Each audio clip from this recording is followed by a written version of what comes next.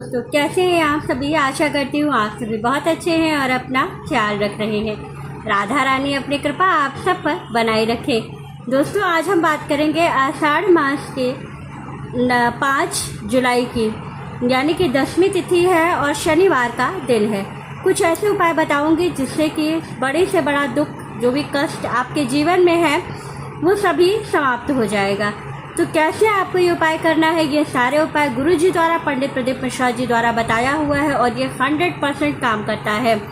तो आप इसे करिएगा ज़रूर, बहुत लाभ होने वाला है। जीवन का कोई भी कष्ट हो बहुत जल्दी समाप्त हो जाएगा। तो आइए चलिए जान लेते हैं क्या करना है, कैसे, किन विधियों को हमें ध्यान में रखते हुए पूजन करना है, महादेव जी पर क्या चीज़ें चढ़ानी है, हनुमान जी पे हमें कैसे अपनी आराधना करनी है, जैसे कि क्या चीज़ें समर्पित करने पर हनुमान जी के पास हम क्या चीज़ चढ़ाएंगे जिससे कि हमारा दुख, हमारा कष्ट, हमारे संकट सब कुछ कट जाएगा। तो आइए चलिए जान लेते हैं। लेकिन उससे पहले अगर अभी तक आपने मेरे चैनल को सब्सक्राइब नहीं किया है तो चैनल को सब्सक्राइब कर लीजिएगा, बेल आइकन को दबाना बिल्कुल ना भूलिएगा। जानकारी अच्छी लगे तो वीडियो को लाइक शेयर ज़रूर कीजिएगा। तो चलिए वीडियो शुरू कर लेते हैं और सारी चीज़ों को अच्छे से समझ लेते हैं। सबसे पहले तो शनिवार का दिन। शनिवार का जो दिन है ये शनि देव को समर्पित है।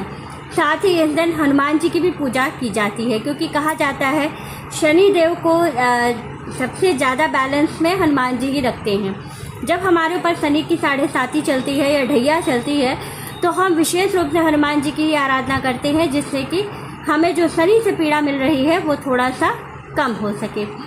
तो जैसे कि आप सभी को पता भी है कि शनि जो हैं वो न्याय के देवता कहे जाते हैं। तो अपने कर्म, जिन लोगों के कुंडली में शनि की 7.5 या ढैया चल रही है, वो अपने कर्मों को अच्छा रखें। जितना हो सकता है दान पुण्य पूजा पाठ करें। प्रत्येक शनिवार के दिन हनुमान चालीसा का 11 बार पाठ जरूर करें। तिल के तेल का दीपक पीपल के वृक्ष के नीचे जरूर जलाएं और साथ ही हनुमान जी के सामने भी या हनुमान जी के मंदिर में जाकर के एक तिल के दीपक का दान करें।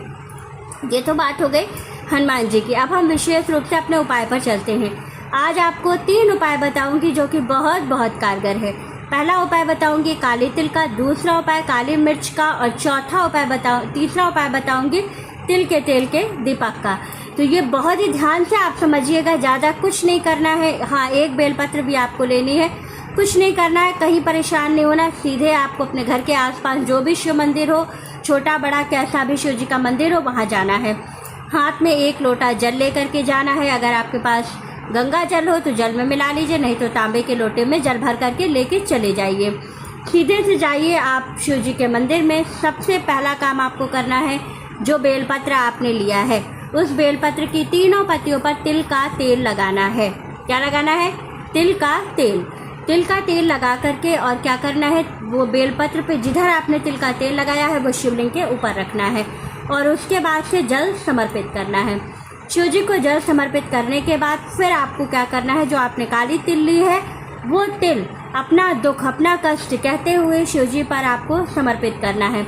इसके बाद अगर कोई व्यक्ति घर में बहुत ज़्यादा बीमार है, बहुत ज़्यादा परेशान है, या आपको ऐसा लगता है कि आपके घर में किसी ने कुछ कर दिया है जिसकी वजह से हमारे जीवन में तरक्की नहीं हो रही है, हम आगे नहीं बढ़ पा रहे हैं, या किसी व्यक्ति के ऊपर आपको लगता है कि कुछ निगेटिव किया गया है, तो आपको क्या करना है, 7 काली मिर्च लेनी है। लेफ्ट हैंड में लेना है, अपने लेफ्ट हैंड में लीजिएगा, 7 काली मिर्च लीजिएगा, हाथ को ऐसे पुट्ठी बनाइएगा और अपने सर से एंटी क्लॉकवाइज 7 बार घुमाइएगा और शिव जी के जो अशोक सुंदरी वाला स्थान है वहाँ पर वो 7 काली मिर्च अपनी समस्या कहते हुए आप रख दीजिएगा। इतना करने मात्र से उस व्यक्ति के जीवन में जो भी परेशानी है, जो भी चीज़ें हैं, वो बहुत बहुत जल्दी समाप्त होने लगेंगे और आपको इतना लाभ दिखने लगेगा, तुरंत से ऐसा करते ही आपको उस व्यक्ति में लाभ दिखाई देने लगेगा। अब इसके बाद आपको क्या करना है, एक तिल का तेल का दीपक लेना है। तिल के तेल का दीपक जो आप लीजिएगा वो चौमुखा दिया आपको बनाना है। कैसे बनाइएगा, छोटा दिया भी हो तो कोई बात नहीं है, छोटा दिया लीजिएगा। बाती को ऐसे लगाइए कि आप उसे 4 तरफ से जला सकें, चारों दिशाओं के नाम से हम उसे चारों तरफ से जला सकें।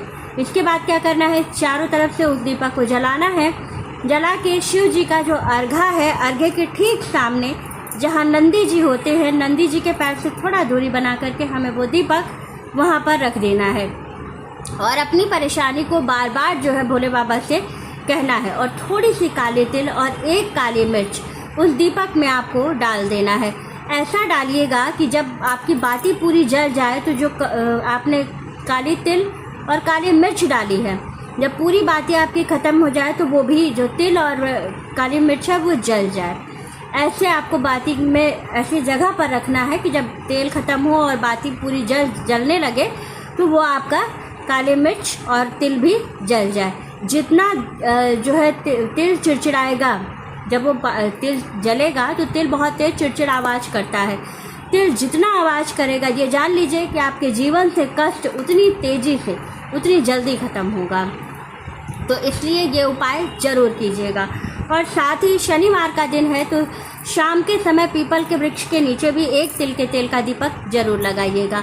और दिन में तिल के तेल का दीपक और साथ ही एक लोटा जल स्टील के लोटे में जल लेना है, उसमें काली तिल डाल करके और थोड़ा सा गुड़ डाल करके पीपल के वृक्ष के नीचे आपको ज़रूर चढ़ाना है। ऐसा करने से अगर आपकी शनि की 7.5 या ढैया चल रही है तो आपको बहुत आराम मिलेगा। अगर जीवन में शनि की 7.5 या ढैया की वजह से कोई कष्ट है, कोई परेशानी है, तो उससे भी आपको निजात मिलता है ये छोटा सा उपाय करने पर। इतना सा आप कर लेते हैं तो आपको बहुत लाभ होता है। हो सके तो शनिवार का दिन है, कोई भी काली चीज़ का दान कर दीजिए।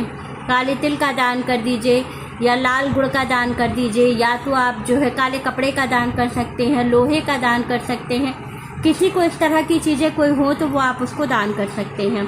ऐसा करने से भी बहुत हद तक हमें शनि की समस्या से निजात मिलता है। अगर नहीं कर सकते हैं तो जो छोटा सा उपाय आपको बताया है शिव जी के मंदिर में जाके करने का, ये कर लेते हैं तो आपको 100% लाभ होता ही है।